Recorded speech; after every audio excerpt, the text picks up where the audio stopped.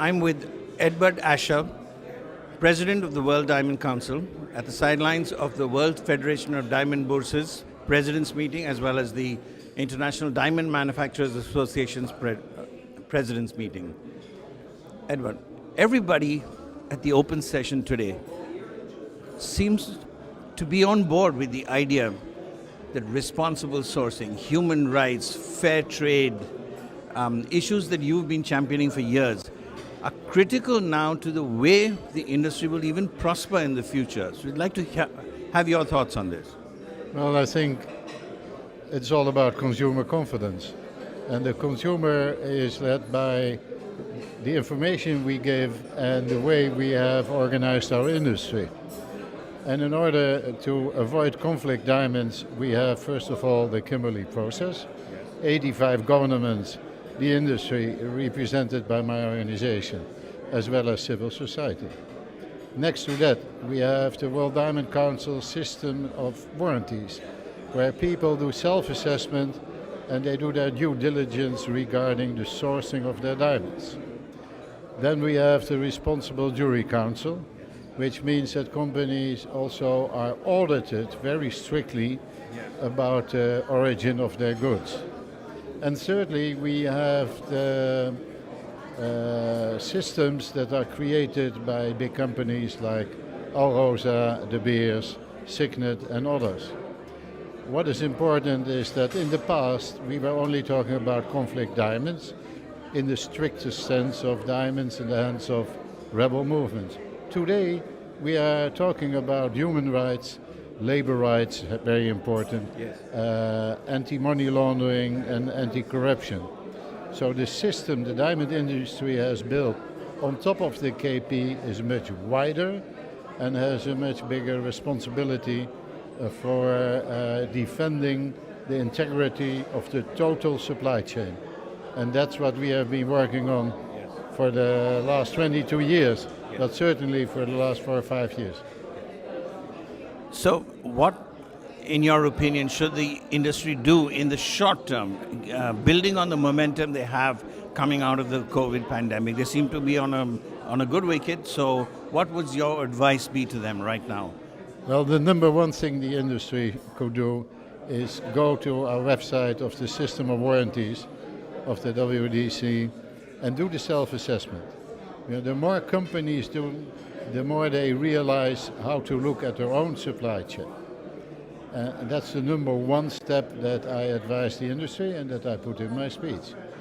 Secondly, I think what's very important is what I also put in my speech is this diamond industry is dominated by people like me, old white men. And that's wrong. That's a wrong reflection of the total industry and society. We need to reflect everybody. So that means more people from multicultural background in our boards and many more women, because it is a male community which is not good. There is proof that if we have more women in any industry, not only ours, that the results are better. Women are more sensitive. Like what I saw yesterday at the World Expo here, if women thrive, human mankind thrives. And if women make a success, like Furiel Zerouki from De Beers, like this new CFO from De Beers, you see that things are evolving slowly. And the third thing is that change. To embrace change is one thing, but change means also modern technology, the development of IT, development of e-commerce. So what we see in every industry, but certainly in ours, is the influence of modern technology on production, on polishing, on e-commerce is enormous. You can't find it. That's what you have to embrace, and you have to realize that the structure of selling diamonds and the distribution of polished diamonds and jewelry is changing.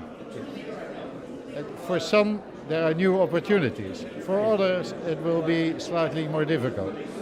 But overall, it is growing the market because young generations, they look at their phone first. I'm not a young generation, but if I look up something, I look at my phone as well. And we, as leaders of the industry, when we are fading out, young people or diverse community have to come in. And that's what we strive for. And how could the industry help in communicating this downstream to the consumer? Do you have any ideas on that? Yeah, that has been difficult over the last 2 years because of COVID. Basically, what we do is travel around and tell the message to the community in our own industry. Whether it is the WFDB, the ITMA, or the World Diamond Council, we have to tell the story. And it was difficult under COVID days to do so, but now that we can slowly and carefully start traveling again, then we can come to India, to African countries, and tell what we think is the right thing. But people have to realize that it's not what I think, it is a development in the society where we look at sustainability, which is unavoidable. Yes. But the small diamantaire in Surat, the first thing on his mind is not sustainability. The first thing on his mind is, how can I survive? How do I make money for my company and my family? So these abstract things belong to the background and the bigger companies, to the organizations to explain, to be energy efficient, to look at the sourcing where your diamonds come from. For the small and medium enterprise is different, but we will slowly be getting there. But we should never leave anyone behind. And that's why I say in all my speeches, let's think about the small and medium enterprises. There are hundreds of thousands of small diamantaires in the world, and we don't want to lose them. And we don't want back to a monopolistic, oligopolistic situation. Competition is healthy, but it also means that all those companies have to adapt to changing environment. Edward Asscher, President of the World Diamond Council, thank you very much indeed. You're welcome. Thank you.